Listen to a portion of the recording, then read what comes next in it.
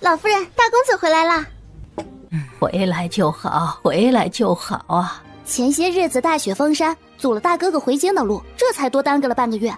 早说过不会有事的，祖母多虑了。是我多虑了。一个颀长的身形走了进来，一身白色狐裘斗篷，长身玉立，俊朗的面容如润玉一般。祖母、母亲，你这次领了皇命，下江南办差，一去3个月，辛苦了。一切都好，孙儿已经去宫中向陛下复命了，只是这次回来正好遇上大雪封路，耽误了些日子，让祖母忧心了。无妨无妨，你没事就好。大夫人笑容端方。这次江南盐税一案事关重大，陛下却对县儿予以重任，可见重视。只是这婚事，不少人家主动来问，我也挑选了几家，这婚事的确也耽误不得了。三夫人恭维着，县儿这般人才，满清的闺秀都眼巴巴地看着呢。你可有中意的人家呀？但凭祖母和母亲做主就是。谢羡雨微微偏头，往后面淡淡扫了一眼，坐在角落的人也正笑盈盈地看着谢秀珠，没有失落，也没有看他。人堆里打眼一瞧，便是显眼的。婉丫头多大了？我今年16了。都16了，可怜你如今无父无母，这婚事儿都无人替你操持。唉，婉儿幸得老夫人的垂怜收容，已经感念万分，婉儿愿守着老夫人一辈子。当初收容你是县儿做的主，你哪里要感念我啊？代表兄仁善，若非表兄做主收容，婉若如今还不知是何种境地。这份恩情，婉若自是铭记于心，感念万千。举手之劳，表妹客气了。婉儿是个懂事的好孩子，回头我让人帮你留意着。婉若怔忪的抬眸，眼里不经意地泄露出几分向往。忽然感觉一道寒芒落在自己身上，婉若慌忙垂下眸子。老夫人只当她害羞。祖母，我先回去更衣。都散了吧。表姑娘，庆安，怎么了吗？大公子让小的来请表姑娘过去。我知道了。他正在窗下的书案上写字，装模作样。谢羡雨突然抬眸，漆黑的眼眸好似能透视人心。婉若呼吸一滞，立马扬起笑来。我来为表兄研墨吧。祖母今日说起你的婚事了。老夫人不过是说起五姑娘他们的婚事，顺带想起我提了一嘴罢了，哪里会当真？那你呢？婉若后背窜起一股凉意，被他压迫性的气势逼得有些胆颤。我身份卑微，能寄居谢家便已经是莫大的荣幸，哪里还敢奢求老夫人为我挑选亲事？况且，他咬了咬唇，我是公子的人，又怎敢肖想别的？谢羡雨突然伸手掐住他的下巴。你没有吗？婉若眸光澄澈地迎上谢羡雨的眸子。当然没有，羡雨哥哥怎会这样问？谢羡雨看着他虔诚的眼睛，也不知是信了还是没信，目光下移，落在了他的唇瓣上，喉头滚了滚。他已经3个月没见他了。谢羡雨低头想吻他，婉若慌忙伸手抵住他的胸膛。这里不行。就在这儿。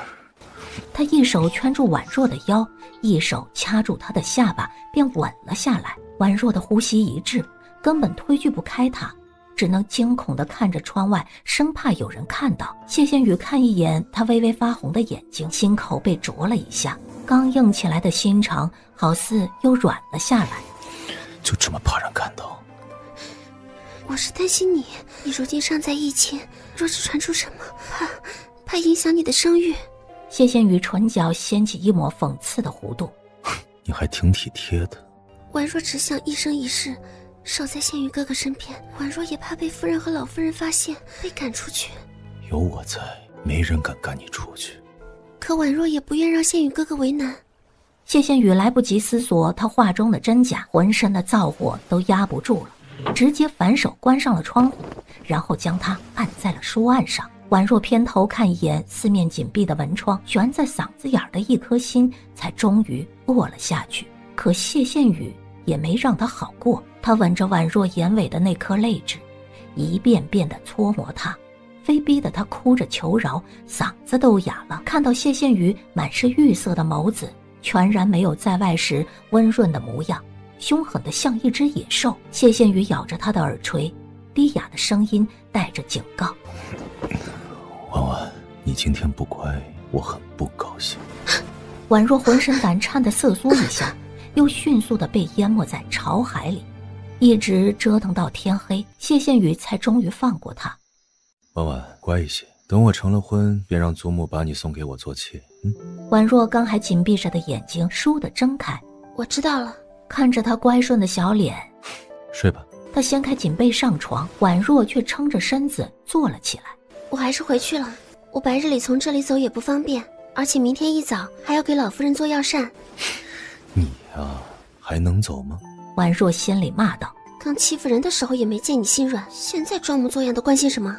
他红着脸垂下头，声如蚊呐。不妨事的。说着便撑着身子从床上爬起来，匆匆穿上衣裙，然后离开了松鹤居。姑娘怎么现在才回？宛若有些疲惫地走进去。有些事耽搁了。素月为她更衣，才解开外衫，便看到宛若身上星星点点暧昧的痕迹。姑娘还是求着大公子怜惜些吧，太过分了，让人发现怎么办？他会管我怎么办？明日小公子也要回来了，姑娘可要当心些。素月拿帕子给他擦身。若不是老爷1年前遇了难，姑娘又怎会受这样的苦？姑娘分明也是从小娇养着长大的千金小姐，输进去。奴婢听闻大公子的婚事也已经提上议程了，想必要不了多久，少夫人便会进门，到时候姑娘……徐婉若靠着筒壁，想起谢羡雨的话：等我成了婚，便让祖母把你送给我做妾。到时候他娶了新夫人，新婚燕尔，也不会记得我。那姑娘怎么办？自然是另寻出路。次日清早，姑娘，三夫人派人来说，让姑娘去一趟梧桐轩。姨母向来不待见我，为何突然找我？她不是六姑娘又惹了事，要让姑娘收拾烂摊子吧？姨母，怎么这才1年的功夫，你倒出落得更水灵了？承蒙姨母照顾。哼，你知道就好，若不是我，如今你也不知道落在什么境地。姨母的恩情，宛若自然是记在心里的。哼，左老夫人突然说起姑娘们的婚事，竟也提起你了。我这儿倒是正好有一桩好婚事说给你。袁老爷正在物色妾室，那袁老爷也不得了，是皇商，家里富得流油。我应该守孝3年，孝期未过，不想婚嫁。哼，你要真想守孝，老夫人说起你的婚事的时候，怎么不听你反驳？你分明就是推拒，袁家是什么样的门第，你还看不上了？既然是这样好的福气，让给秀云妹妹不就好了？你说什么呢？你不会以为自己死皮赖脸在谢家住了1年，就真把自己当谢家的姑娘了吧？还敢和我比？哼！你不照照镜子，看看你是个什么身份？我是什么身份，我自然清楚。我不曾想过高攀，但也没想过作践自己。我的婚事就不劳姨母操心了。既然无事，我就不打扰姨母了。转身离去。这贱蹄子，从前怎么没发现他还这般厉害？谢秀云恼道：就她这种不知廉耻住到别人家里的女人，能是什么好东西啊？哎呀，娘，这事难不成就算了？要是不把徐婉若那贱人送给袁老爷，他如何肯帮忙在侯夫人跟前为我说话，撮合我和世子的婚事啊？大公子让姑娘去一趟。宛若眉头一蹙，昨天不是才去了？可阿锦今天要回来罢了。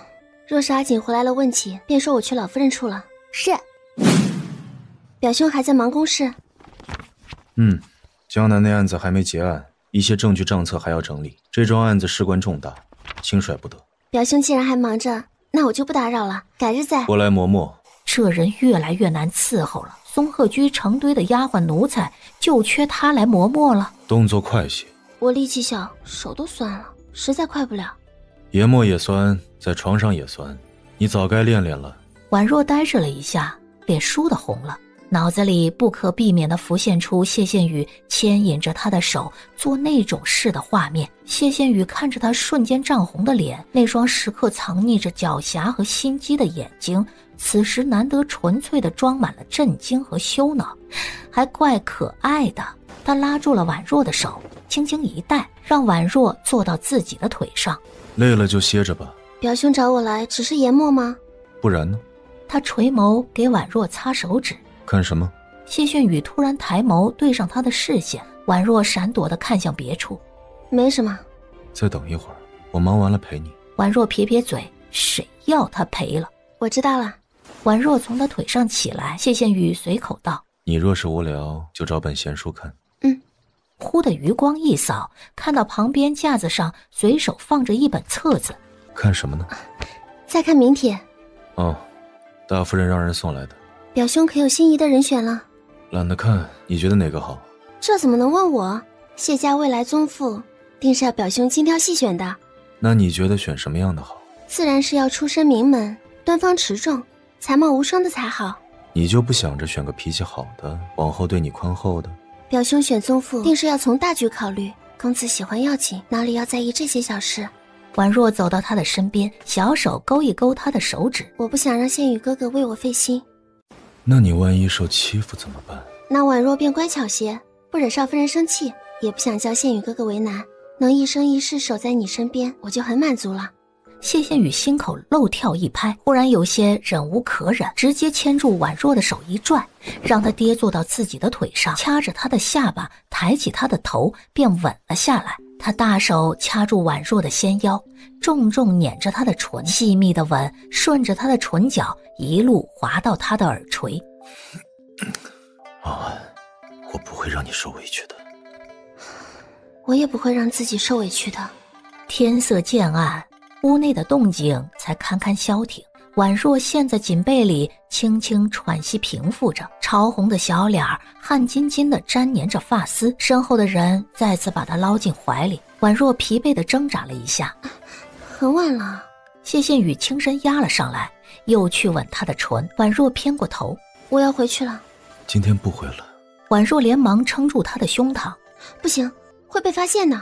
无妨。那怎么行？明日府中办春日宴，听说就是为你挑选妻子，若是传出去，那就提前把你纳进来。婉若突然如五雷轰顶，少夫人还未进府，表兄怎可先纳妾？纳了又如何？他点漆的眸子锁着婉若，按在婉若腰间的手猛一用力，迫使她逼近他。婉婉，你在怕什么？可万一被人发现，老夫人也会对我失望，大夫人也会觉得是我勾引了你。往后少夫人进门，兴许也会视我为狐媚，往后我的日子如何好过呢？他说着，伸手环住了谢宪宇的腰。宪宇哥哥。谢宪宇看着他，周身危险的气势渐渐消散。依你。婉若终于松了一口气，谢宪宇却突然掐住他的下巴。婉婉，你要乖一些。知道了，那我先走了。谢宪宇到底还是松开了他。谢宪宇看着他仓促离开的身影，心里莫名地堵着一口气，很不痛快。过了许久，庆安回来了。公子，表姑娘已经回到秋水院了。大夫人让人传话说，明日春日宴。谢宪宇不耐烦地将书合上。小的多嘴了。庆安立马闭了嘴，然后急忙退出去。婉若蹙着眉出神地走着，突然听到一个声音：阿姐。阿锦，你怎么在院门口坐着？秀林，我正想找你呢。婉若姐姐，你今天好像有些不一样呢。我们日日都见，难不成我还突然长变了不成？我也不知道，就是感觉你好像更好看了。是吗？今日这春日宴办的可盛大了，燕京城的名门望族几乎都要来。大哥哥的婚事，当真是让满京城的贵女都望眼欲穿了呢。那我们也去看看。两人挽着手走进去，却看到一向体面的大夫人难得的发了脾气。你说什么？大公子人呢？大公子有要事要办，一大早就出门了，也不知什么时候回来。混账东西！今日满京城的贵女都来了，只为了给他相看，你们竟也不拦着。奴才们拦不住啊！一群废物！我才想起来，今日这春日宴还有大伯父的学生们来赴宴，都是来应考的举子们，咱们别撞上他们了，让人看见坏了名声。婉若愣了愣，坏了名声？谢秀林眉头轻蹙，这些举子都是寒门出身，不过是在大伯父亲办的白鹿书院读过书而已，且不说不一定能考中进士，便是侥幸考中了，那家里一贫如洗的，还不知熬多少年苦日子呢。走吧，咱们快去前面宴席，现在宾客应该也都来了。我刚想起来给老夫人做的药膳忘记送去了，要不你先去吧。那你快些来，我去宴席上等你。此时宴席上都安排好了吗？小丫鬟点头。都安排好了，袁老爷也已经到了。那照计划行事，先把徐婉若引过去。是。谢秀云眼里闪过一抹歹毒，大夫人这么看了一圈，倒还是江雪君最合她心意，懂事，识大体，又知书识礼，性情模样都是一等一的。好孩子，来我身边坐。江雪君坐到了大夫人的身边。桃林里，那帮举子们正三三两两的在桃林中穿梭着。谢相身居高位，桃李满天下，还厚待我等寒门士子，当真高洁。毕竟是百年清流世家，怎么能和那些狗眼看人低的豪门兄贵相比啊？走在稍后的一个举子闻言有些落寞，忽然一抬头，看到旁边桃树后影影绰绰地走过一个人影，那纤细的影子在树丛后面缓步走着，他愣在那里，正好一转头就对上了他的视线，他吓得急忙低下头，不敢冒犯。姑娘，在下。你知道怎么出去吗？啊？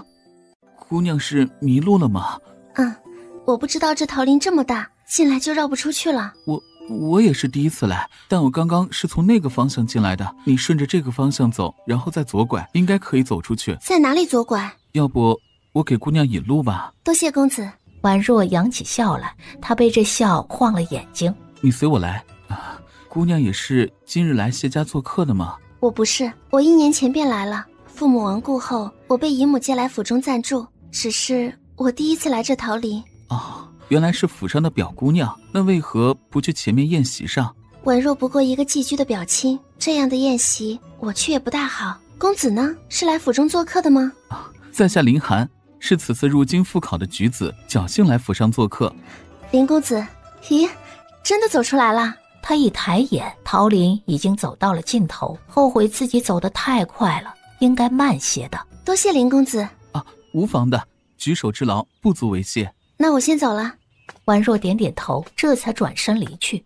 林寒怔忪地看着他离去的背影，张了张嘴想要说什么，却到底还是没敢说出口。忽而一低头，看到地上落下的一枚香囊，林寒忙捡起来，这是他方才不小心落下的。他如获至宝。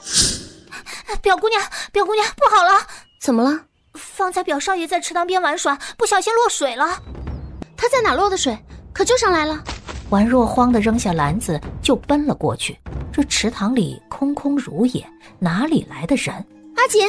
婉若喊了一声，忽然就听到砰的一声，院门被人重重关上。嘿嘿嘿，哎呦喂，这府上还有这样角色的丫鬟呢？一个大腹翩翩的中年男人从屋里走了出来，摸着下巴色眯眯地打量着婉若。我不是府中的丫鬟。然后转身就走。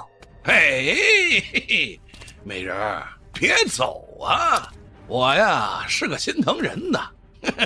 今儿个你有福气，我告诉你啊，要是跟了我袁绍，那我保你下半辈子吃香的喝辣的。我呀让你当我第11房小妾，怎么样？来吧。我提醒你一句，三夫人可做不了谢家的主。哎呦呦呦呦呦呦！就他妈你这小贱蹄子，还敢要挟我？哼，你算个什么东西啊？也配让谢家来为你做主？再者说了，这不是你自个儿送上门的吗？到时候真闹出来，那也是你自个儿不要脸，跑到这儿来跟我幽会。他踉跄着后退，哀求着：“求求你，放过我吧！”哎，美人啊，你就乖乖从了我吧。啊，你要是把我给伺候舒服了，我也不会不要你的。我呀，就把你带回家，收你做我的小妾。以后呢，嘿嘿，我都日日夜夜的宠着你啊！婉若后背已经靠到了紧闭的院门。大爷，我呀，让你舒服舒服。可就在他靠近的一瞬，婉若忽然抬手一扬，一把药粉洒出去。哎呀！举起石头猛地砸在他的脑袋上。蠢货，还不赶紧开门！要是袁老爷真的出了什么事，三夫人吃不了兜着走。你好大的胆子，竟敢把袁老爷打成这样！却见婉若突然冲出去大喊了起来：“来人啊，快抓贼，有贼啊！”不一会儿的功夫，就有小厮们抄着家伙来抓人了。贼在哪儿呢？宛若往地上一指，这会儿看着袁老爷竟挨打了，吓得什么都顾不上的大喊起来：哎呀，快别打了，别打了，这是府上的贵客呀！桃园内，三夫人还在围着永昌侯夫人献殷勤，却在此时，一个丫鬟匆匆走进来，在大夫人耳边低语了几句。当真是袁兆？是，现在人都在听水轩，我去看看。贱人！这是闹什么？屋里的奴才们吓得立马跪了一地，大气都不敢喘。你们谢家就是这样的待客之道吗？你若是不把这个贱人给我宰了出气，我饶不了你们！你好大的胆子！我不知道他是府中贵客，我还以为他是贼，还想要从听水轩的角门进三夫人的院子，还口出狂言说是三夫人允许的，我心急之下才把他当贼，喊人来抓他。那就只有可能是有私情。老子他妈怎么可能看得上张氏那个半老徐娘啊！我，哎呦喂！他怀里的一个香囊就滚了出来，掉在了地上。这香囊不是三夫人的吗？袁兆呆着一下，完全不知道自己身上什么时候多了这么个东西。你怎么确定这是三夫人的？是因为三夫人的香囊往常都是让我做的，三夫人总说睡不好，所以我给三夫人的香囊都是药囊，里面配有药材和干花，香囊上的刺绣也是我做的，我自然认得。罪证确凿。他妈的，你这个信口雌黄的小贱人！来人，先把袁老爷送出去，悄悄的，别让他乱喊乱叫，惊动了人。再派个人去前院知会三爷一声。你跟我来。宛若点点头跟上。今日的事，一个字也不许往外说。若是叫我听到什么风言风语，你和你弟弟，我都不会放过。大夫人放心，我什么都没看到。别学你姨母做这些上不得台面的阿杂事。是。三夫人用阿锦把我骗到这里，想把我卖给袁兆。什么？姑娘你……我随身带着这药粉，她自然进不了我的身。那三夫人的……贱人！素月都吓傻了。这是……走吧，宴席都开始了，我们也该过去了。是。我方才听说府中出了贼，还叫你碰上了，你有事没有？我没事的，多谢公子关心。你一个弱女子遇上这样的事，还是躲远些的好。万一那贼人是个心狠的，兴许叫你偿命呢。你还是太心善了。宛若笑着，心里却摇头，不，他才不心善呢。夫人，大公子回来了。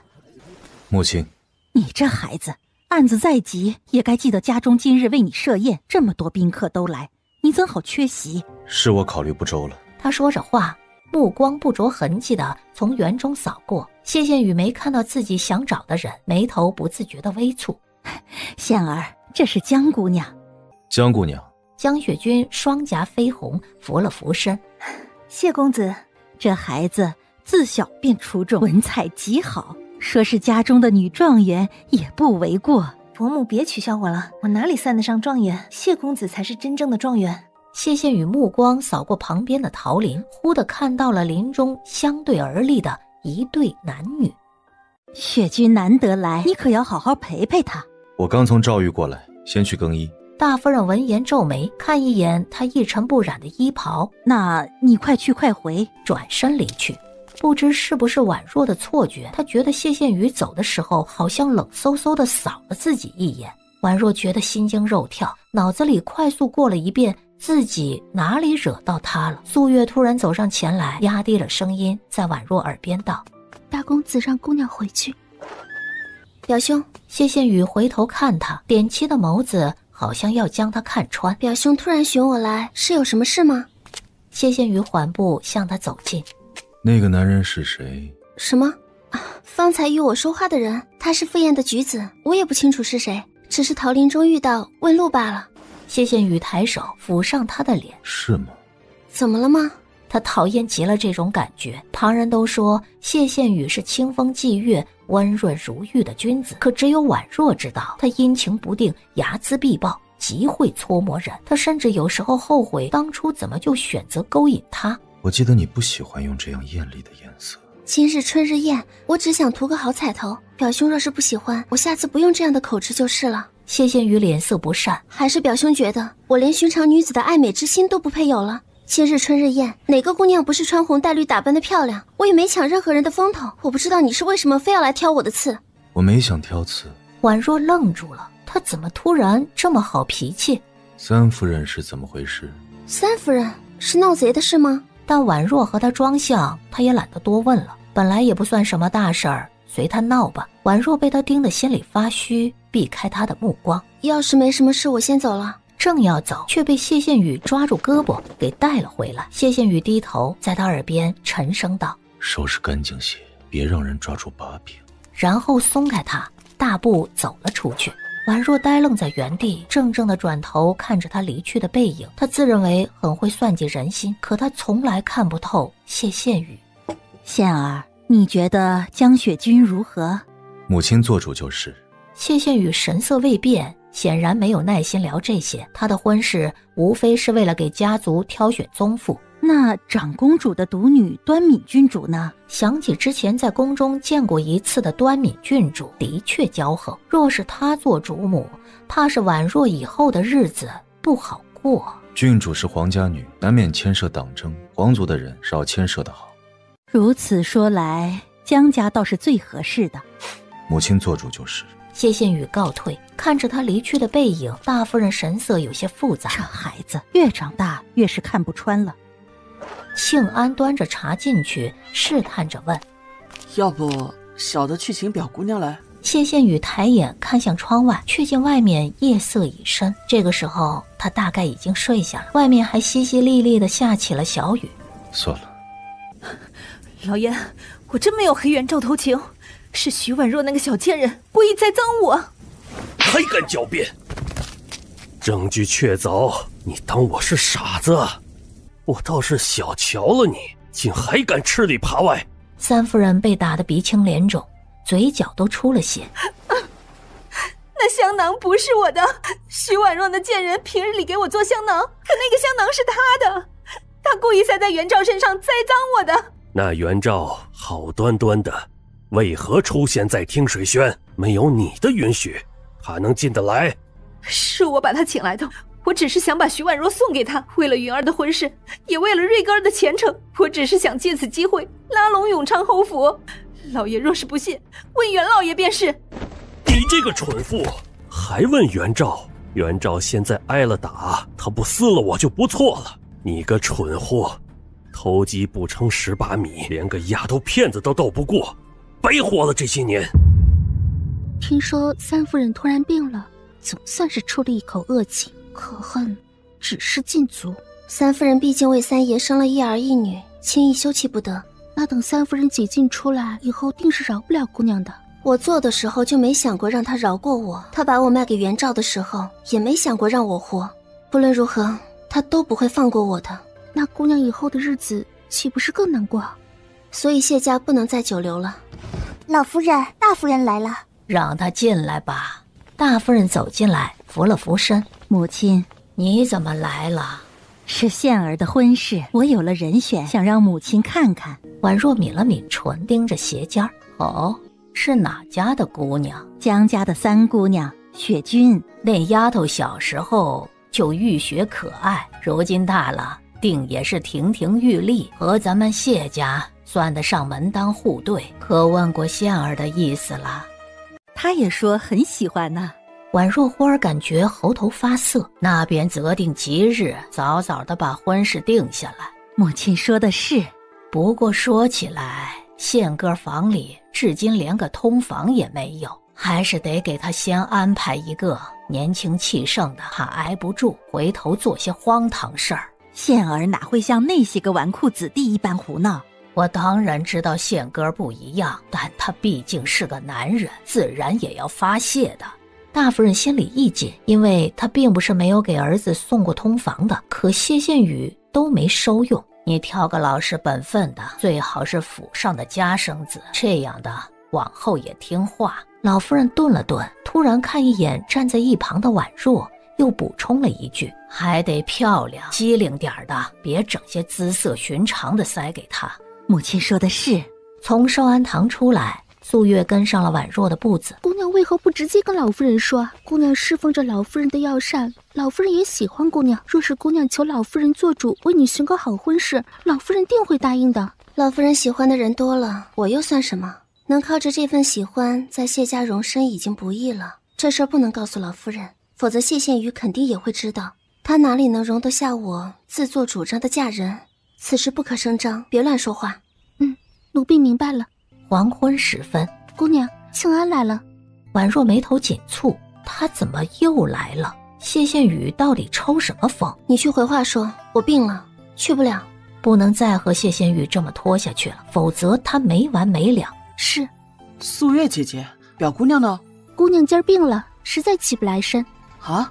怎么好端端的就病了？最近初春夜里冷，大概是昨夜被子盖得薄了，今儿一早起来就不大舒服。哦，那让表姑娘好生歇息，我回去回了大公子。有劳你了。姑娘，庆安已经走了。你让叮咚去提2桶凉水过来，我要沐浴。姑娘要用冷水沐浴，那会风寒的。以防万一，还是先病着吧，不然谢宪宇深究起来也是麻烦。快去。谢宪宇比狐狸还精，要骗过他可不是件容易的事儿。松鹤园内病了。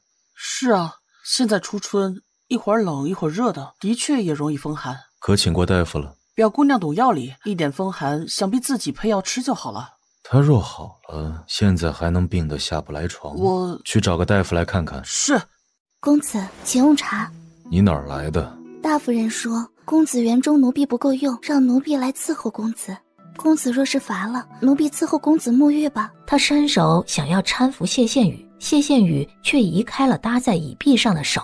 翠竹，公子，我说没说过我房里不许人随意出入？这就是你管的园子？奴婢谨记公子的命令，只是芍药姑娘是大夫人送来的，特意叮嘱让近身伺候公子。这松鹤园换主子了？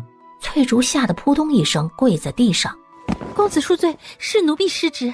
再有下次，你也不必待了。多谢公子。芍药吓傻了，娇怯地跪在地上，伸手扯谢宪宇的衣摆。是不是奴婢哪里做的不好？公子告诉奴婢，奴婢下次一定不犯了。滚出去！看到谢宪宇冷漠刺骨的眼神，吓得哭都不敢哭了。翠竹可不敢让他再胡来，急忙喊来了2个婆子，将他堵住嘴，给拖出去。他们这些伺候大公子多年的人最清楚，公子最厌恶女人娇柔造作、哭哭啼啼。松鹤园的丫鬟个个比男人还干练，小厮们则比骡子还利索。大公子倒是顾惜姑娘，还特意让庆安请了大夫来。姑娘快喝药吧。婉若接过药碗，将药倒在了窗台上的花盆里。苏月惊道：姑娘怎么到了？这场病得病得久一点。次日一早，大公子那边如何了？说是今儿还没天亮就出门了，听说是那案子出了些问题，看样子的确也忙。婉若点点头，忙点好，他就不该闲着。等到晚上，翠竹来了。翠竹姐姐怎么还亲自来了？快请进来。大公子让我来看看表姑娘。姑娘病还没好呢，姐姐当心过了病气。你这话可折煞我了，我们这些做奴婢的还能担心这些？那姐姐里面请。表姑娘怎病得这样重？无妨的，劳你跑一趟了，还请你回去替我告罪，说我实在没法过去伺候。都病成这样了，你还说这些？不是让庆安请了大夫来看过了，怎么还没起色呢？大概是我这1年来在府中被懒了，身子也娇气了，一点风寒也能折腾成这样。我看是那大夫敷衍，我这就让庆安再给你请个大夫来。一点风寒而已，哪里至于这样？哪里不至于？翠竹抬眼张望了一下这简陋的屋子，叹了一声：要我说，表姑娘还不如早些搬去松鹤园。原本公子也有心给你名分了，做了大公子的妾室，哪里还用住这样的屋子？倒不如早些进松鹤园，在少夫人进府之前站稳脚跟，岂不更好？我知道你为我好，但我实在害怕。翠竹，这件事以后不要再提了。你呀你，公子这般重视你，你怕什么呢？等你进了松鹤园，你便会知道多少人羡慕你。我倒是更羡慕你。羡慕我？姑娘别看我现在风光，在松鹤园做管事丫鬟，下面人也愿意给我几分薄面，但我毕竟年纪大了，最迟明年便要出去嫁人。出了松鹤园，我又算什么？最好也不过许个寻常人家，差的话配个小厮，我哪里能和姑娘比？那也至少是为人正妻，不必看主母脸色。若是夫君勤奋上进，往后也有盼头。宁做富家妾，不做穷人妻，更何况还是大公子的妾。别看大公子现在婚事快定了，不少人家甚至为了笼络谢家，还想把自己的女儿送来做贵妾的呢。论家世，论才学，论前程，这满燕京城哪家的儿郎能比得上大公子啊？许是我病了，有些多愁善感，倒要你来开解我了。姑娘眼下得快些把病养好，不然如何伺候公子啊？我也想快些好，只是这身子不争气。奴婢一会儿就给姑娘重新请个大夫，奴婢还带了些滋补的药材，姑娘吃了补身子。婉若点点头，让素月收下了。翠竹又叮嘱了几句，这才离开，回到了松鹤园，一五一十的给谢宪宇汇报。拿我的帖子去请太医院的刘院正来。奴婢这就去。这药方倒是没什么大问题，但姑娘吃了不见好转，可见是药方性寒。我换2味药材，姑娘再吃了看看啊。多谢大夫。无妨，既然是大公子相求，老夫自当尽心的。不是你找来的大夫？翠竹笑着道：我哪有这么大的面子，还能把太医院的院正请来？是公子请的。婉若脸色微僵，你放心，太医院的太医不会乱说的，而且他都不知道你是谁，不会乱传的。我只是觉得有些兴师动众了。公子宠你还不好，好生养病，别乱想啦。婉若神色凝重，不知怎的，她心里隐隐有种不好的预感。素月再次端了药进来。姑娘，这药要吃吗？我今儿回府的时候，在府门口看见一个世子，我问他要找谁，他支支吾吾的不说话，我便问他是否找你的。我一问呐，他脸通红，立马否认，说不是找你的，让我别乱说，坏你名声呢。林寒啊，我都没说是谁，你便知道名字了。婉若姐姐，你不对劲儿，你别取笑我了。他一听说你病了，慌得不行，立马问你怎么了。婉若稍稍放了心，真要嫁人，她就想嫁个简单的，实在不想下半辈子都要像现在这样天天胆战心惊的伺候那位祖宗。那还听说你病了，着急忙慌的去买药，还担心你寄人篱下没人给你买药吃呢。婉若接过这小小的药包，抿唇笑：多谢你。我看他啊，穷酸得很，你若嫁他，往后可只有穷日子熬了。那也总比现在好。说的也是，他好歹有个功名，你那继母和族人定也不敢再卖你了。谢秀林又陪着婉若说了半天话，这才回去了。婉若眼皮子沉得很，这一觉睡得天昏地暗。她挣扎着睁开眼，意识还迷蒙着，就恍惚间看到一个熟悉的人影，真的是谢宪宇。她惊出了一身冷汗。表兄怎么来了？他们虽说暗度陈仓1年，但谢宪宇从未来过婉若的院子，他的行踪向来引人注目，过来有些太显眼了。况且婉若这破院子他也不爱待。谢宪宇探手摸了摸他的额头，这都几日了还不见好？是我身子弱，要多养2日。表兄怎么过来了？万一被人看到。还知道你自己身子弱，风寒都能折腾成这副样子。让表兄挂心了，我再将养些日子就好了。这些日子怕是不能再去伺候。你住这破地儿能养什么身子？过几天死在这儿都没人知道。婉若暗暗咬唇，生生憋下去一口恶气。秋水院简陋，表兄养尊处优的待不惯，还是早些回去吧。我看你这病迟迟不好，就是住的地方不好。既然说夜里冷，怎么连炭炉都不备？还是搬去松鹤园养着。我不去。谢宪宇眼神凉了几分。我怕过了病气给你，大夫说我这风寒易传染。谢宪宇直接把他从被子里捞出来，打横抱起来。我不去，你放开我！我说了，我哪儿也不去。谢宪宇站定了脚步，看着他。你是想让我抱你过去，还是想让我找顶轿子把你抬过去？婉若脸都僵了，要是真的一顶轿子抬过去，那跟纳妾有什么区别？去找件披风来。是。裹得严严实实，连兜帽也戴好了。谢宪宇直接抱着他就走了出去。婉若连忙将头埋进他怀里，纤细的手揪住他的衣襟，动都不敢动。婉若却觉得煎熬的如同在油锅里炸，只能将脑袋一个劲儿地往他怀里埋，恨不能就地钻进地洞里。别蹭了。婉若浑身一僵，察觉到谢羡宇身体开始发烫，脸瞬间烧得更红了。这个禽兽，自己都这样了，他还能发情？怀里的人老实的僵硬不动了，谢羡宇才沉沉吐出一口气，抱着他大步走回松鹤园，他才把婉若放到床上。婉若一个咕噜钻进被子里，他凉凉的看了婉若一眼，防他。他要真想做点什么，这层被子上了锁都没用。先喝药。他见婉若犹豫，以为他不爱喝药。多大了还怕苦，赶紧喝了。婉若知道是逃不过了，她只能从床上坐起来，双手捧着碗，一仰头就喝了。谢羡宇又对翠竹道：去拿碟子蜜饯来，暖炉也备上。是。谢羡宇拿了一颗蜜饯送到婉若嘴边。不想吃了。婉若翻了个身，实在没力气再和他周旋，解了衣袍上床，将婉若连人带被一起捞进怀里。婉若挣扎了一下，要不我还是去别处睡吧，怕过了病气给你。谢羡宇却把他牢牢锁在怀里，叫他动弹不得。我还不至于这么没用。婉若身子本就虚弱，这药里又有安眠的药效，不一会儿就沉沉的睡熟了。谢羡宇垂眸看着他安静的睡颜，心里觉得踏实多了。次日清晨，谢羡宇再探他的额头，发现已经不烫了。婉若醒来的时候已经日上三竿，揉了揉眼睛，便看到谢羡宇在旁边的书案上看书。醒了。婉若趴在床上，伸手想要够旁边小鸡上的水。谢羡宇起身走过去，把那碗水送到他嘴边。可感觉好些了？我好的差不多了，要不我先回去了，在这儿待着也不大好。你回去做什么？老夫人那边也知道你病了，嘱托你好生养着。我已经让素月回去守着了，就说你病了要静养，闭门谢客，自然没人去打扰你。你好生在这儿养着。先喝药。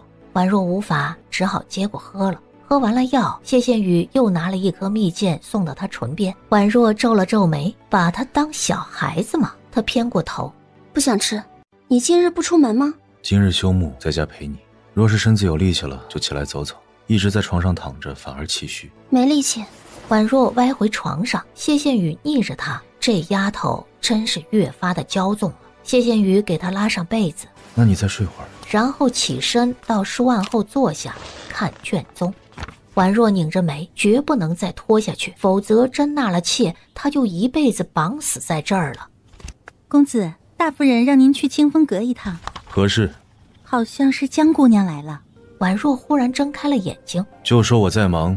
大夫人说是有极要紧的事儿，张嬷嬷还在外面等着呢，说是一定要让公子过去一趟，若是公子不去，奴婢怕大夫人就直接过来了。谢羡宇看了一眼床榻的方向，沉声道：我一会儿就去。是。谢羡宇起身走到床边，我过去一趟，你先歇着，若是有事找翠竹。知道了。听到谢羡宇走出去的脚步声，姑娘怎么起来了？要去园子里转转吗？我先回去了。怎么好端端的要走？我也好的差不多了，继续留在这儿不方便。若是他问起你，你就说是我执意要走的。婉若不想留，抬脚就走出去了，从花园往自己小院里走去，却忽然听到花树后面有几个小丫鬟在说悄悄话。当真？你确定是大公子？我看得真真的，昨晚上可不止我看到呢，刘妈妈也看到了，大公子抱着个女子回松鹤园去了。婉若脚步一顿，浑身的血液都凝滞了。那女子是谁啊？这就不知道了，夜色太暗了，我也没看清楚是谁。清风阁内，夫人饶命，奴婢知错了。大夫人厉声问：你说你昨晚看到大公子了？是的，奴婢不敢撒谎，大公子昨晚抱着个女人回松鹤园的。抱着什么人？天色太暗，奴婢没看清。你确定是个女子？是。主子的舌根也是你们乱嚼的，拖下去打5个板子，再有下次直接拖出去发卖。奴婢知错了，多谢大夫人饶命。小丫鬟刚被带下去，便见谢羡宇来了。母亲，今日府中有不少传言，说你昨晚抱着个女子回松鹤园了。是什么人？给你送去的通房丫鬟你都看不上眼，我倒是不知这是哪家的姑娘，别是什么秦楼楚馆里。母亲多虑了，她出身清白，等来日成婚后，便将她纳进来。他竟叫你大庭广众之下抱着回去，未免荒唐了些。是有些骄纵了，我会责罚他的。也罢，只是你婚事在即，总要给江家些面子，闹出这样的事，不好和江家交代。直说便是，江家若是因此不满，这婚事作罢也无妨。雪君是识大体的，他应该不至于因为这点事计较。只是你们如今也没能相处一下，今儿他正好来了，你也陪他说说话吧。既要定亲了，按着规矩也不便见面，母亲替我伺候吧。你这会儿知道规矩了？你昨天抱着个女人招摇的时候，怎么没想着规矩？话音刚落，却听到里面传来谢秀珠的喊声：“是不是大哥哥来了？”随后，江雪君和谢秀珠便走了出来。谢公子。